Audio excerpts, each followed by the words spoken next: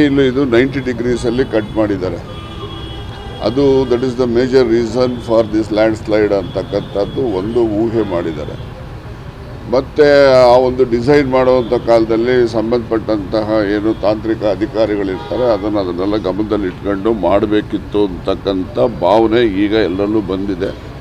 ಅದೇನು land slide ಆಗಿದೆ, ಏನೆಲ್ಲ ತೊಂದರೆಗಳಾಗಿದ್ದಾವೆ ಅದನ್ನೆಲ್ಲ ಸರಿಪಡಿಸ್ಕೊಂಡು ಮುಂದಿನ ದಿನಗಳಲ್ಲಿ ಯಾವುದೇ ತೊಂದರೆ ಆಗದ ರೀತಿಯಲ್ಲಿ ಎಚ್ಚರ ವಹಿಸ್ತಕ್ಕಂಥ ಕೆಲಸ ಮಾಡಲಿಕ್ಕೆ ಪ್ರಯತ್ನ ಮಾಡ್ತಾರೆ. ಮಳೆ ಹಾವಳಿಯಿಂದ ಏನೆಲ್ಲ ಬಡವರಿಗೆ ನಷ್ಟ ಆಗಿದೆ ಅದನ್ನು ವಿವರವಾಗಿ ಚರ್ಚೆ ಮಾಡ್ತಕ್ಕಂಥದ್ದು. ಜೊತೆಯಲ್ಲಿ ಈ ಮಳೆಯಿಂದ ಏನು ಫಸಲಿಗೆ ಹಾನಿಯಾಗಿದೆ, ಯಾವೆಲ್ಲ ರೈತರಿಗೆ ಏನೆಲ್ಲ ಪರಿಹಾರವನ್ನು ಕೊಡ್ತಕ್ಕಂಥ ವಿಚಾರದಲ್ಲಿ ವಿವರವಾಗಿ ಚರ್ಚೆ ಮಾಡಿ ಅದಕ್ಕೆ ಪರಿಹಾರವನ್ನು ಕಂಡುಕೊಳ್ತಕ್ಕಂಥದ್ದು ಮೂಲ ಉದ್ದೇಶ ಇದೆ.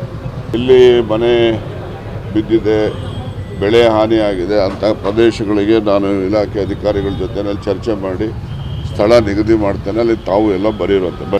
ಈ ದಿವಸ ನಮಗೆ ಪ್ರಮುಖವಾಗಿ ಡೆಂಗ್ಯೂ ಜ್ವರ ರೋಗ ಕಾಡ್ತಾ ಇದೆ.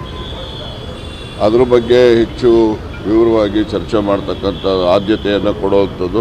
ಬೇರೆ ಬೇರೆ ಈ ಏಜ್ ಆಗಿರ್ತಕ್ಕಂಥವರು ಸಾವಪ್ಪಿರ್ತಾರೆ, ಅವ್ರಿಗೂ ಫೀವರ್ ಬಂದಿರ್ತದೆ.